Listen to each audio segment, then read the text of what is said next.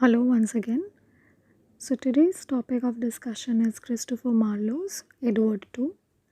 So we all know that the person behind this masterpiece is none other than Christopher Marlowe, who was born in the year 1564 in the Canterbury, and we also see him coming from a very lower background where he belongs to the family of a shoemaker.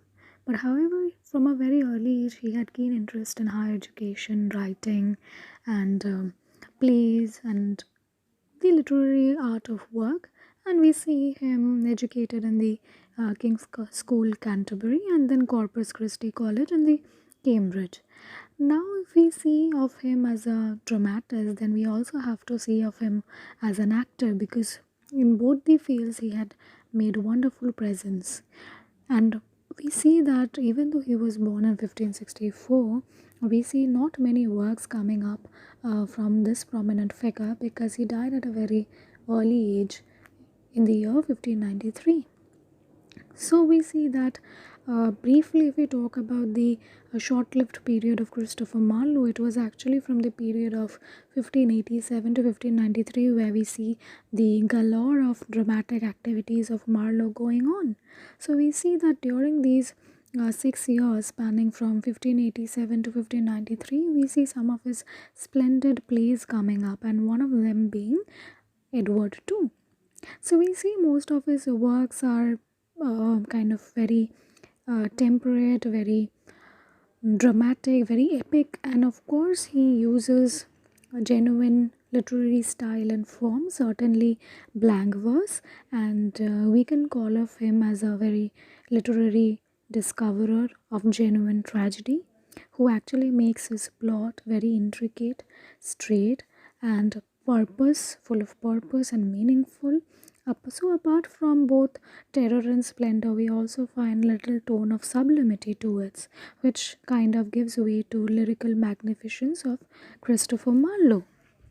So some of his great works like Tamburlaine, The Jew of Malta, The Massacre of Paris, Edward II, then Dido, Queen of Carthage, we see there are certain history amalgamating with sublimity, honor, dignity, mimicry. So these great drama sets a perspective to the audience before excellence. Now, certainly one of the greatest excellence of the time is Edward II, where we see that both history, politics, and society are interfused into one play with both a very different style that is both restrained and temperate, and boldly it is only Christopher Marlowe who states the political dichotomy, chaos, turbulence, and we see that similarly in Edward II we find Christopher Marlowe is exhibiting a growing maturity through the central character. So we can call this as a artistic play that moves the readers because of its simplicity and humanity as well, and also because of its historical and political contours. So thereby we can say that Edward II definitely, even in today's 21st century, has a lasting legacy, right? Now we see that history play a very important role in Edward II, because it's uh, kind of acclaimed to be one of the greatest historical play in the literary history, and we see that there are certain, you can say, certain sources, certain events taking place which are arranged into a plot, a tragic plot. So we see that it is not only a masterpiece in terms of plot construction, but it becomes a masterpiece in terms of advocating history and politics altogether. So we see the historical Edward revealed all the characteristics which Marlowe seems to depict in painting the character of a dramatic hero. And also we see that there is a very dramatic organization with the plot, with the direction, with the characters, with the inevitable catastrophe and unrelieved pathos. So certainly we see that the significance lies in the plot as we slowly enter into characters like King Edward, Mortimer, Gaveston, Queen Isabella, And we also see that something very debatable happening in this particular work. So, written during the 16th century, it's very difficult for one to take up a topic like homosexuality, for which this play altogether becomes a masterpiece. So, if we talk about in what striking feature is the plot sets it to be a masterpiece, then we can definitely call it because of the homosexual aspect and reading. So we see that Queen Isabella is in a distorted situation. She is isolated because of the growing and progressive relationship between the king and Gaveston. So, according to the historical sources, we see that Gaveston in his early childhood was very selfish, very rugged, very wayward, very upfront, and King Edward I had tolerated him for a long time. So there was a very rough relation between Gaveston and King according to historical references. But when he became sure that his son, the would-be King of England, was being made to develop certain evil and incorrigible habits under his corrupting influence, he at once banished Gaveston from England. So we see that Gaveston had taught Edward certain evil habits which had become his second nature. So Edward therefore could get over his influence, and he could not forget him, and called him back into England as soon as he succeeded his father to the throne. And therefore we see that this hints are depicted in the form of a homosexual relationship between Gaveston and Edward II. After Edward I is declining from his throne, so we also see certain tragic motives coming up, and how far we are traveling through King Edward's desire, impulsiveness, and tragic end.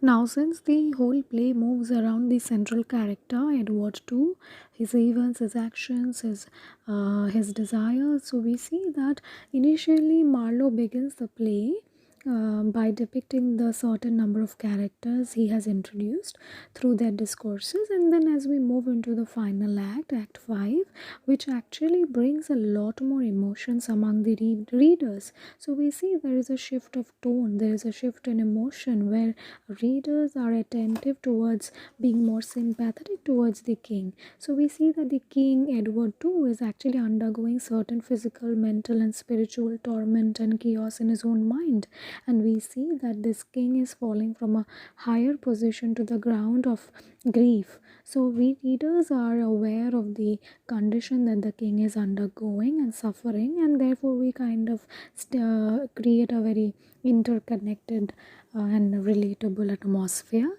and we see that what kind of mental torture has the king undergone, and what it is actually his stubbornness that led to this horrifying situation of the king, and we see how far he was deceived by many people, like the characters. So the master stroke for Marlowe is the successful arousing of sympathy and emotions of the readers towards Edward II.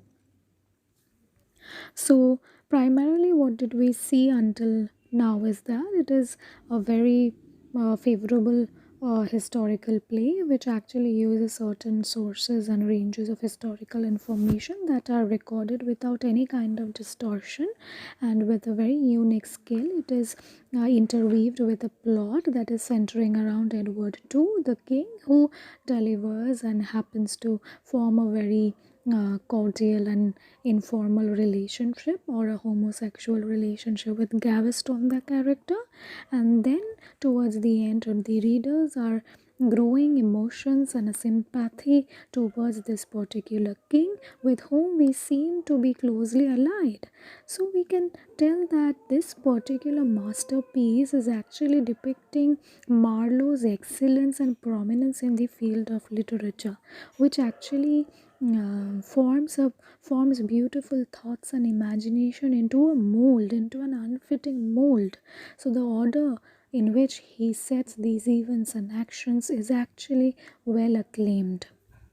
So for us, the readers, it is actually the relationship between Gaveston and the king, And as soon as we are entering into Act 1, we see that this isolated Queen Isabella is in a very distorted condition where she finds out the relationship between Gaveston and the king, and she feels very aloof, very alone, and certain memorable scenes are intricated gradually as we enter into certain acts in the succeeding time. We see that even for Marlowe, it is the same similar interest that readers fall into that is depicted through infatuation and also his downfall. So actually it is the infatuation which leads to his miserable condition towards the end, where we see that Edward II's infatuation about Gaveston makes him all the more miserable and reckless, and we see that due to this infatuated friendship he is opposed by his countrymen, he is opposed by the barons, he is opposed by the people in general, and also the queen. So there are certain dialogues taking place between Gaveston and the king, where we see that Gaveston is banished again, and we see that this kind of creeps into an unfailing love for Gaveston that is very inspiring and shows how attached Edward II was towards his friend, and how far his absence makes him mourn and sets him isolated.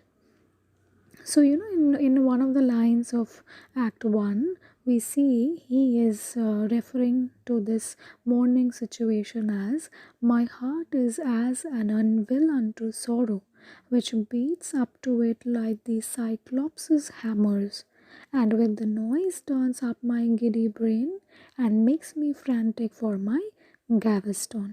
Even though we are blaming King initially about having certain desires that kept him aloof from his barons and other people, we also see that majorly it is the treachery of the queen and the young Mortimer, which is revealed slowly, that brought actually the downfall to the king. Now, in Act 1, we see that primarily Gaveston was banished by Edward King I, who is the father of Edward II, and certainly after he declines from the throne and it is Edward II succeeds to the throne, we see Gaveston's happiness on being recalled, and once again he sets his foot on England. He tries to woo the Edward II and seeks to provide him with all kinds of emotions and pleasure that caught kind of catches the mind of the King Edward II. But what we see is that because of his innate desire to be with Gaveston, we see that it actually bridges a gap between Mortimer, younger Mortimer, and other barons and the earls, and the king at on the other hand. So we see that there is a aversion towards Gaveston by Mortimers and the courtiers and the other barons of the king.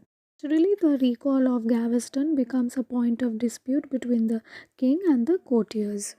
And we also see that certain actions were taken against the Bishop of Coventry, because it is of the growing fond towards Gaveston that made him realize that it was actually for Bishop of Coventry that Gaveston was earlier banished from the country, and he brings down with the Bishop of Coventry to a subordinate state to Gaveston, and appoints Gaveston as the Lord Bishop. That already created a very bridge, a narrow bridge between the bishop and the courtiers and between the king.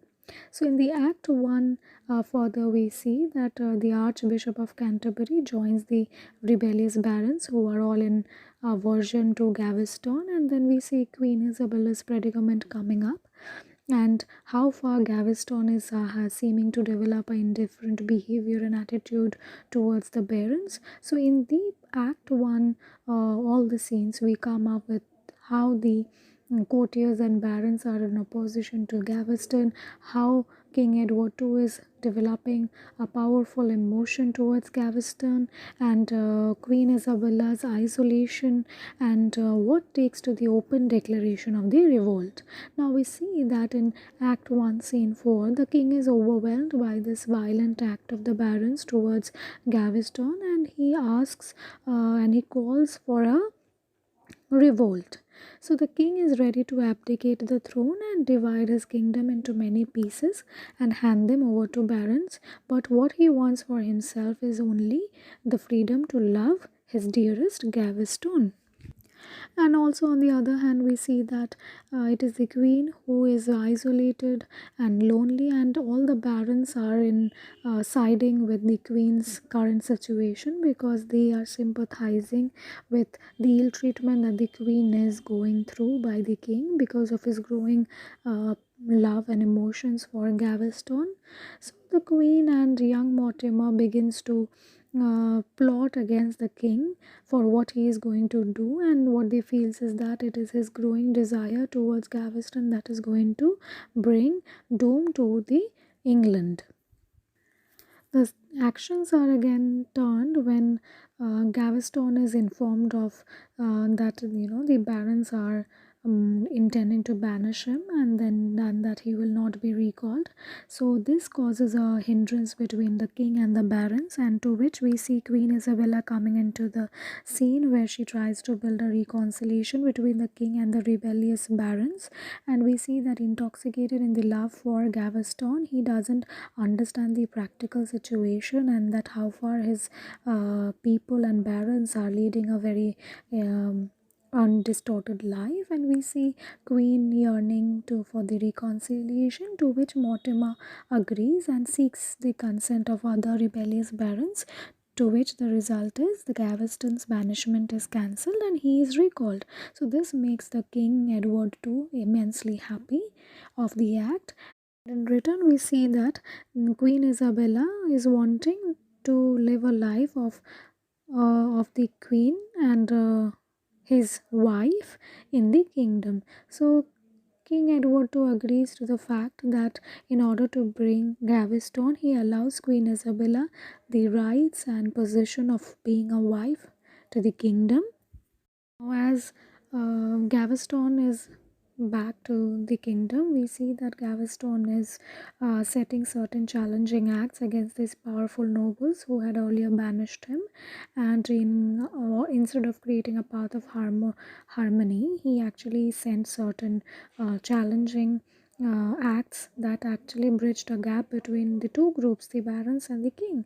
So the gulf of difference against arised, and that brings to a war against the barons by the king, where we see that it was that the royals who won. But however, we see that the kings gets the rebuff, and he along with Gaveston escapes, but they couldn't escape successfully because they were caught by the barons and they were taken as prisoners. And towards the end, we see that Gaveston is murdered by the Earl of Warwick.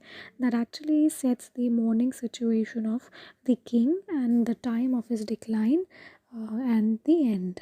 So we see gradually he was taken into prison by the barons, and instead in his place it was his son, young Edward, who succeeded to the throne. But young Edward is only a ruler in name because he was young, and the entire administration was carried out by Queen Isabella and her paramour, young Mortimer. So we see that both Mortimer and the Queen are conspiring with each other to kill the King Edward II. So we see that King Edward II is highly tortured, he's taken place to place, and later on a murderer was hired who brings his tragic death. Now, when young Edward gets to hear about the ill treatment and murder of his father, he immediately calls Mortimer for his execution, and the queen was sent to the tower, and he also prepares obsequies of his father so that his soul rests in peace. So we see that the turn of events are slowly towards the good and not the evil, towards the righteousness and towards the wisdom and towards a essential creation of an ideal and a true tragedy.